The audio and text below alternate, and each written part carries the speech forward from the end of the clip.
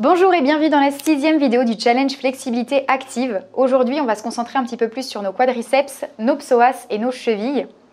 On aura besoin comme matériel uniquement d'un bloc de yoga. Donc si vous n'avez pas de bloc de yoga, vous pouvez prendre un dictionnaire ou si vous n'avez pas de dictionnaire, vous pouvez superposer plusieurs livres tout simplement et puis ça fera l'affaire. Comme d'habitude, vous n'avez qu'à suivre la vidéo. Moi, je me mettrai en voix off et je vais vous donner des indications tout au long de la séance. Je vous souhaite bon courage pour les étirements et on part pour 10 minutes de flexibilité active. On va pouvoir se positionner au sol. On va mettre le bloc de yoga au niveau de nos orteils. Et donc, on va placer nos fesses sur nos talons. Donc, en surélevant légèrement le haut de notre pied, on va pouvoir accentuer un petit peu l'étirement au niveau des chevilles, ici. Donc, on peut céder du poids de notre corps en faisant des petits rebonds sur nos talons pour étirer un petit peu plus nos chevilles ici.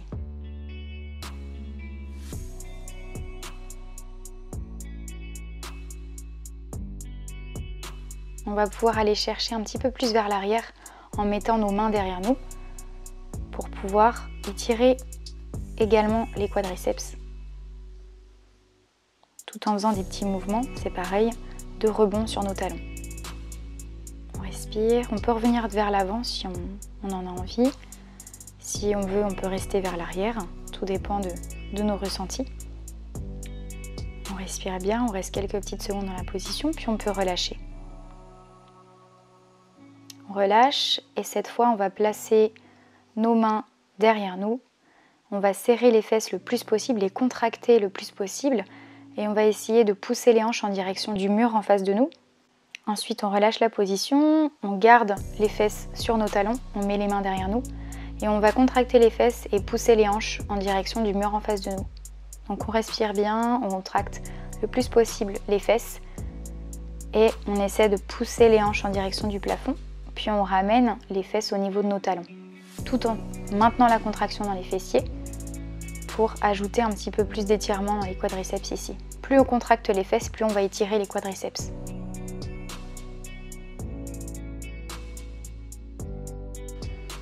Encore un petit peu.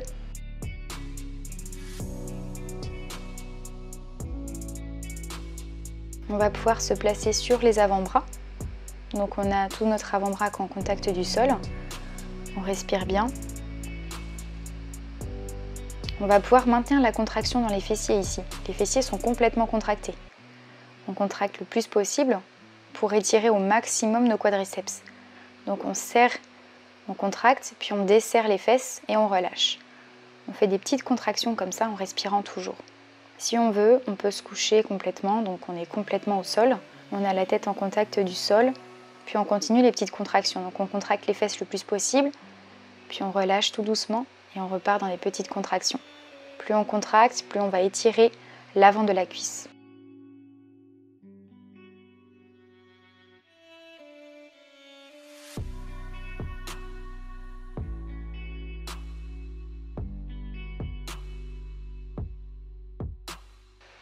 On respire, puis on peut relâcher. Maintenant, on va pouvoir se placer accroupi et puis on va marcher. Donc à chaque fois, on va se déplacer en fait en étant sur la pointe des pieds. Donc on va marcher en étant sur la pointe des pieds et à chaque fois, on essaie de toucher avec notre genou le sol au fur et à mesure. On alterne à chaque fois en se déplaçant. Donc on touche le genou gauche au sol, le genou droit au sol tout en avançant et en restant sur la pointe des pieds.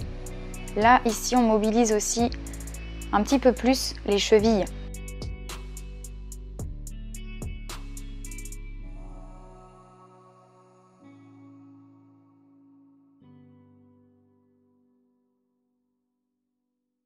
On continue de bien respirer. Puis on se déplace à chaque fois. On va pouvoir relâcher, puis là, on va fléchir la jambe gauche. Donc on va être en fente, on va se placer en fente. On va positionner les coudes au niveau du sol. Puis la jambe droite est complètement tendue à l'arrière. On va la fléchir, on va poser le genou au sol, puis on va tendre la jambe.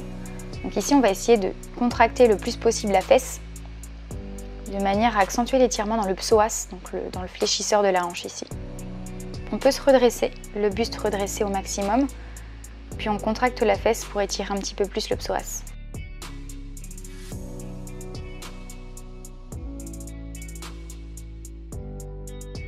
On va faire la même chose de l'autre côté. Donc c'est-à-dire que on va fléchir la jambe droite. On va se positionner donc les coudes en contact du sol. Puis la jambe gauche, elle va se tendre le plus possible. Puis on va reprendre le contact avec le sol, avec notre genou. On respire bien. On continue de bien contracter au maximum les fesses. Puis on peut se redresser un petit peu plus. Donc là, ici, on se met sur le bout des doigts. On continue de toucher le sol avec le genou de la jambe arrière. Puis on tend la jambe arrière au fur et à mesure. Puis on peut relâcher. Ici, on repasse sur la jambe gauche en flexion, puis on va attraper la jambe à l'arrière, donc la jambe droite, avec la main opposée. Et on va essayer de rapprocher le talon de la fesse, tout en contractant le fessier. Ici, pour accentuer l'étirement dans le quadriceps et le fléchisseur, donc le psoas. On respire. Toujours. En dynamique, on va essayer vraiment de rapprocher le talon de la fesse, puis on va changer de côté, on fait la même chose à droite. On attrape le pied gauche avec le bras opposé, puis on va essayer de rapprocher le talon de la fesse en contractant la fesse pour étirer un petit peu plus le quadriceps de la jambe arrière et le psoas de la jambe arrière. Encore quelques petites secondes ici, on respire bien.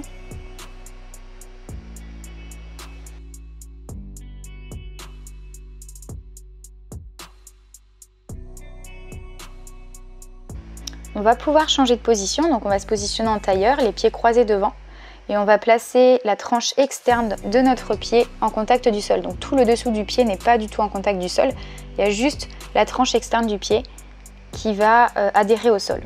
Donc là, ce qu'on va faire, c'est qu'on va essayer de se relever dans cette position-là. Donc on va fléchir, on va se pencher en avant, on va pousser dans le sol, et on va se relever, puis on peut se rasseoir. Donc ici, c'est facile de perdre l'équilibre, simplement parce que c'est pas évident de trouver l'équilibre dans cette position. Et puis on ne sait pas quelle intensité on doit donner pour se relever. Ensuite, on va pouvoir croiser nos jambes de l'autre côté. Et puis la même chose, on va se relever. Donc généralement, la première relevée, on perd l'équilibre parce qu'on ne sait pas quelle intensité on doit donner, comme je disais tout à l'heure. On essaie vraiment de prendre son temps dans cette position. Et donc là, encore une fois, si c'est trop difficile, on n'hésite pas à se tenir à un support en face. Le but est d'essayer vraiment de pousser dans le sol avec la tranche externe du pied pour se relever. Et là, on travaille vraiment nos chevilles. Là, c'est vraiment, on les renforce. Donc c'est très bien. Cet exercice est très bien pour renforcer nos chevilles. On peut relâcher. On va avoir besoin du bloc de yoga. On va se positionner debout cette fois. Et ce qu'on va faire, c'est qu'on va faire des flexions de la cheville. C'est-à-dire qu'on va positionner nos orteils sur le bloc de yoga. Donc l'autre pied, on va le mettre en avant juste pour être stable. Et là, on va laisser partir le talon vers le sol. Donc on va agrandir, on va dire, on va essayer de fermer l'angle entre le tibia et le pied. Donc on respire bien. Là, ça va vraiment étirer tout le mollet à l'arrière. On respire, on essaie vraiment d'aller chercher un petit peu plus loin, puis on peut alterner. Et on va étirer l'autre pied, donc l'autre cheville et l'autre mollet. On laisse partir le talon vers le sol. Et à chaque fois, on pousse avec le bout de nos pieds dans le bloc de yoga pour remonter. On respire bien, on reste encore quelques petites secondes sur ce mouvement, puis on peut relâcher. On va pouvoir fléchir le genou et on va continuer sur nos chevilles. Là, on travaille nos chevilles, on continue. On va essayer de fermer l'angle de notre cheville. Donc, c'est-à-dire que on va essayer de pousser. Donc, on va mettre tout notre poids du corps sur la jambe qui est fléchie là, pour ajouter un petit peu plus d'intensité et pour essayer de fermer l'angle de notre cheville ici. On respire bien.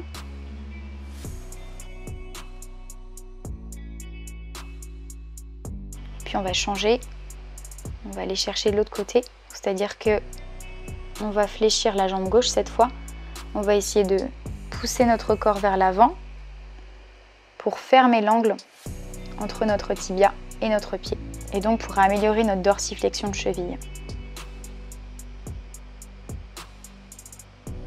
On respire bien quelques petites secondes dans cette position.